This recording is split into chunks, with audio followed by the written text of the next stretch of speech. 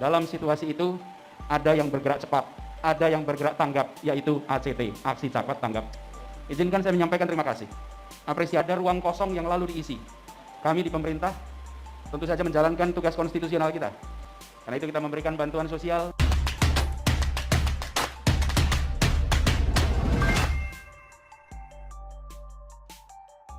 Peluang Anies 2024 habis akibat bau amis filantropis.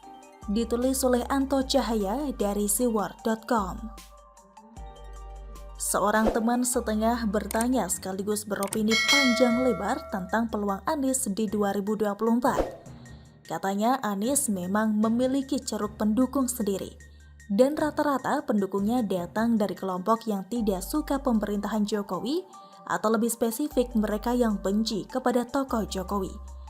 Kelompok ini konsisten tidak suka Jokowi sejak kemunculannya sebagai Gubernur DKI Jakarta di tahun 2012 sampai akhirnya puncaknya saat Jokowi maju di Pilpres 2024 sampai sekarang. Oke, kita lupakan sejenak tentang para pembenci Jokowi. Biarkan mereka tenggelam di samudera kebencian sampai entah kapan. Lalu bagaimana dengan peluang Anies? Tokoh yang satu ini memposisikan dirinya sebagai antitesis dari seorang Jokowi. Secara umum ia merepresentasikan lawan politik Jokowi. Seperti yang sudah disinggung di atas, ia hadir dan muncul ke pentas nasional sebetulnya hampir bersamaan dengan tokoh Jokowi. Anies adalah salah satu kandidat dari 12 tokoh yang ikut konvensi calon presiden dari Partai Demokrat di tahun 2013. Mereka dulu bak memilih idol saja.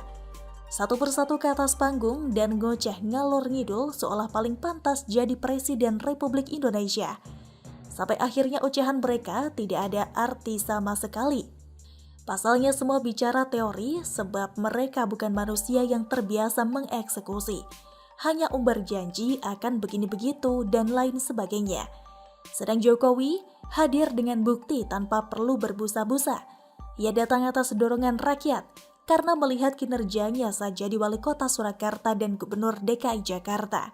Singkat kata, acara idol model Partai Demokrat hanyalah gaya-gayaan yang sok-sokan western. Masyarakat sama sekali tidak tertarik.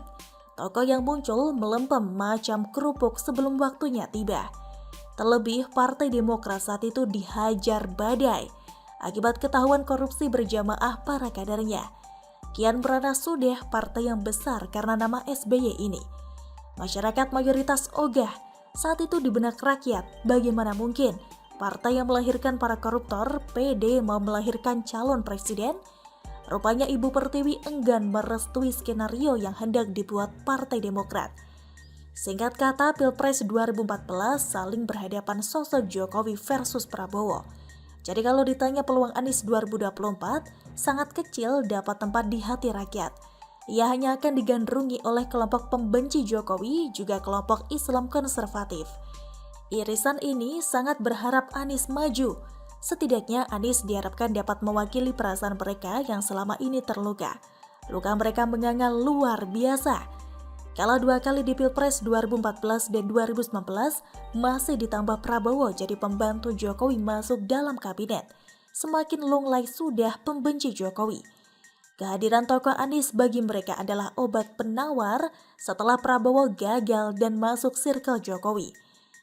Tapi sayang, kinerja Anies selama menjadi Gubernur DKI Jakarta satu periode tidaklah istimewa, justru sebaliknya acap lahirkan kontroversi. Ambisinya yang super besar untuk menjadi RI1 membuatnya kian belepotan tidak karuan. Jauh dari kata elegan, dorongan dari kelompok yang militan membuatnya lupa daratan. Anies terlihat beberapa kali masuk kubangan yang tanpa sadar ia buat sendiri. Program-program pendasar janji kampanye yang bombastis saat Pilgub 2017 tidak sesuai teori. Dari soal rumah DP 0, OKOC, banjir, sumber resapan yang dihentikan karena sisakan masalah hingga penyediaan air bersih dan lain sebagainya. Soal kemiskinan di DKI Jakarta era Anies justru meningkat. Angka kemiskinan DKI Jakarta mundur ke 15 tahun yang lalu. Belum tentang kasus kelebihan bayar yang kerap terjadi, menandakan tata kelola keuangan Pemprov buruk. Dan yang tidak kalah penting, cara naiknya Anies menjadi penguasa di DKI Jakarta ketika mengalahkan Ahok di Pilgub 2017 tentu menjadi catatan tersendiri bagi rakyat Indonesia. Praktis Anies sekarang hanya mengandalkan benda mati agar namanya tetap terjaga dan tidak cepat dilupakan orang. Terlebih Oktober 2022 jabatannya berakhir. Sekarang, kemana-mana yang Anies jual adalah 2 bangunan mati, JIS dan sirkuit Ancol. 2 bangunan yang diharapkan jadi legasi. 2 bangunan mati yang sama sekali tidak menyentuh denyut nadi ekonomi warga setiap hari. Akan tetapi secara kasat mata, kelihatan dan harapannya dapat mengelabui rakyat atas sejumlah kegagalan yang telah dibuat. Nasdem memang telah memberikan karpet merah. Ia masuk sebagai salah satu tokoh dari 3 tokoh yang dipilih Nasdem menjadi calon presiden 2024. Namanya bersaing dengan Ganjar Pranowo dan Jenderal TNI Andika Perkasa. Tapi itu hanyalah panggung sesaat. Euforia segelintir kader dan simpatisan Nasdem tentu saja bukan gambaran mayoritas rakyat Indonesia. Pilpres 2024, Nasdem tidak mungkin akan jadi salah satu leader dalam koalisi. Daya tawarnya tidak kuat. Tokoh yang ia pilih praktis hanya Anies, sedang Ganjar dan Andika hanyalah pemanis. Sampai akhirnya Nasdem melihat fakta pilihan mayoritas ketika bulan September 2023 harus menentukan langkahnya. Bagi Nasdem dan partai lain, memunculkan nama Anies yang terjebak ke dalam kemelut lembaga filantropis ACT dan GMS hanyalah bunuh diri massal. Baik ACT dan GMS itu bom waktu bagi sosok Anies Baswedan. Keterlibatannya sebagai bintang iklan di sejumlah kesempatan membuatnya dicap masyarakat sebagai tokoh yang tidak punya rasa malu dan dungu. Seharusnya sebelum menerima endorsement dicek dulu, bukan asal maju. Pasalnya berdasarkan temuan PPATK, konon ACT disinyalir telah menggunakan duit umat untuk memperkaya para pengurus, juga yang paling berbahaya disalurkan ke tempat amis, yaitu organisasi pengacau. Ini yang akan membuat Anies habis. Secara tidak langsung kehadiran Anies di ACT memberi jalan lembaga filantropis ini kian percaya diri, mengeruk duit umat bersembunyi di balik kalimat kemanusiaan dan amal dunia akhirat. Jika benar temuan PPATK duitnya lari ke pengacau, maka secara tidak langsung Anies ikut membuka keran ke organisasi yang menjadi musuh umat manusia di dunia. Masyarakat awalnya tidak menaruh rasa curiga karena ada nama Anies dan bahkan ada JK. Baik video dan fotonya terpampang di ACT dengan pernyataannya yang membumi wangi. Setelah kasusnya mencuat, puja-puji, selangit dari mereka pun seolah sirna. Tidak ada keberanian bicara sedikit pun kala media menanyakannya.